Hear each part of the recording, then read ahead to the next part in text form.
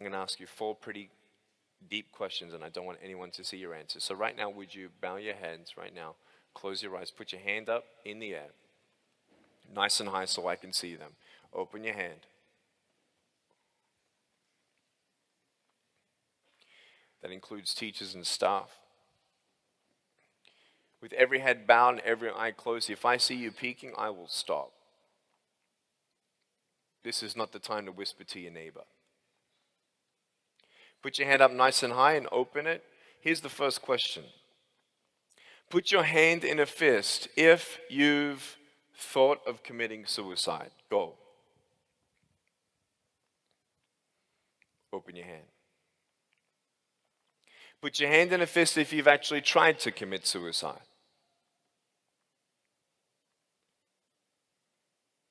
Open your hand. Put your hand in a fist if you've tried to commit suicide because of abuse at home. Go. Open your hand. Put your hand in a fist if you've tried to commit suicide because of bullying at this school. Go. Open your hand. Put your hands down, open up your eyes.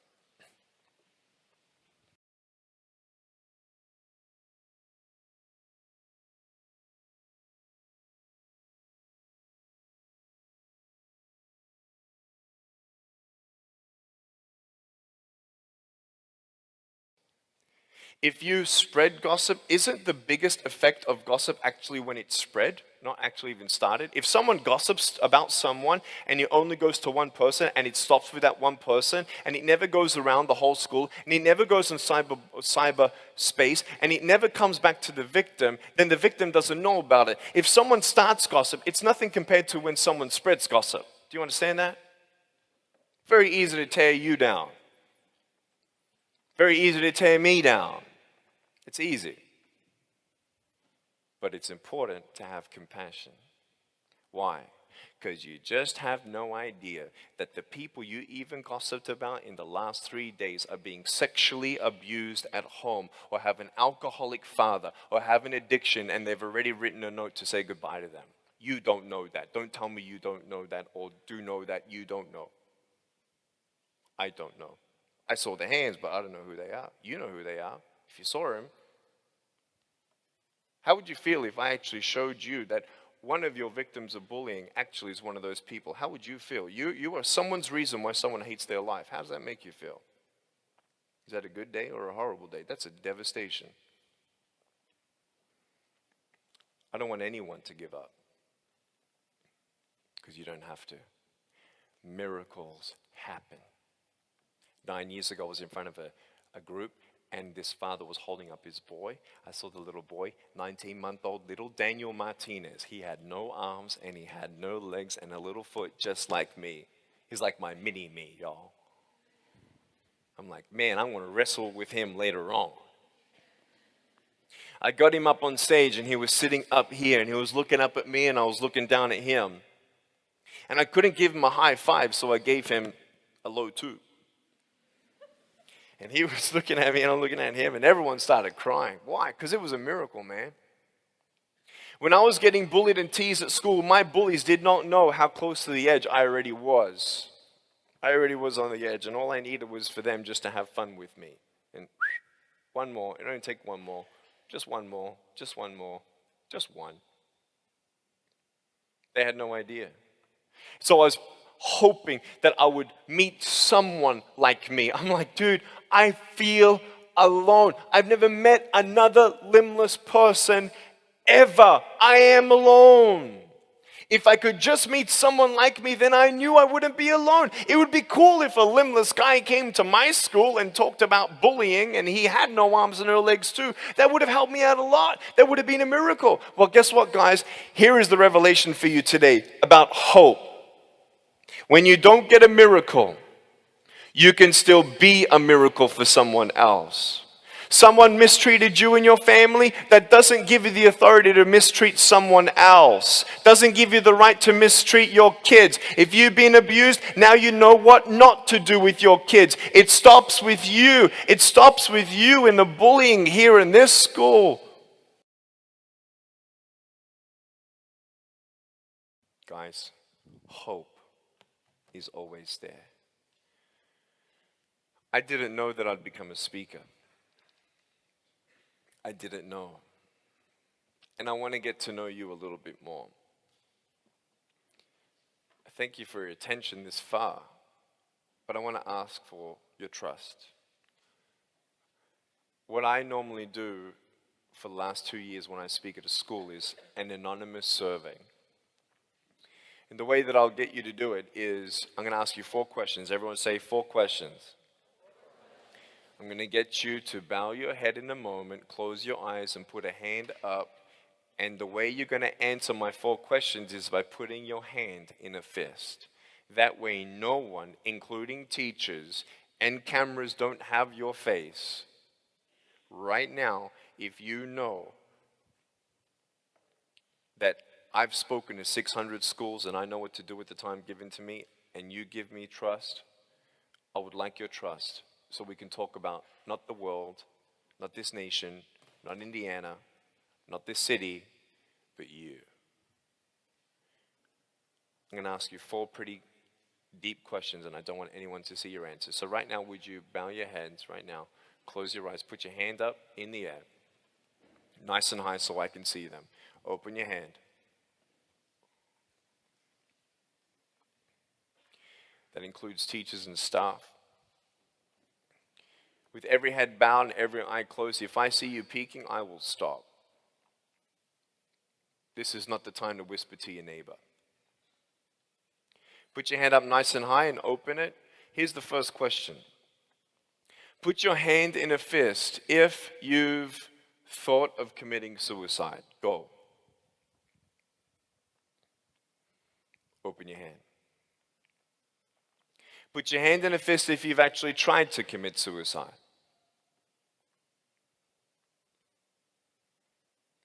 Open your hand. Put your hand in a fist if you've tried to commit suicide because of abuse at home. Go. Open your hand. Put your hand in a fist if you've tried to commit suicide because of bullying at this school. Go. Open your hand. Put your hands down, open up your eyes. Can I know the total of audience in here so I can extrapolate carefully? Can I say that what I've seen on the floor can just be doubled? Easily doubled from the sides? I would say so. I have a thumbs up from the back. I don't know how many people are here exactly, but what I've seen on the floor, I extrapolate. That's how I normally do it. Today, 1 in 4 of you,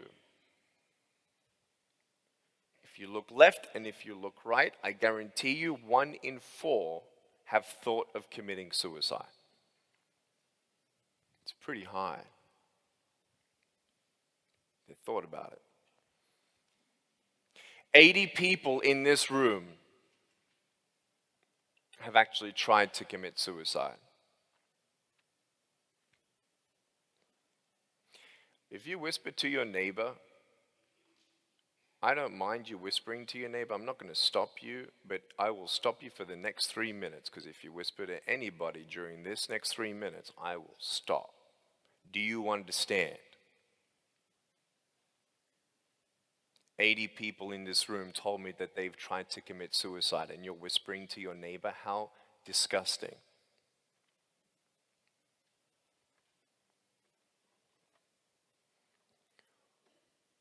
Out of the 80, 10 have tried to commit suicide because of abuse at home.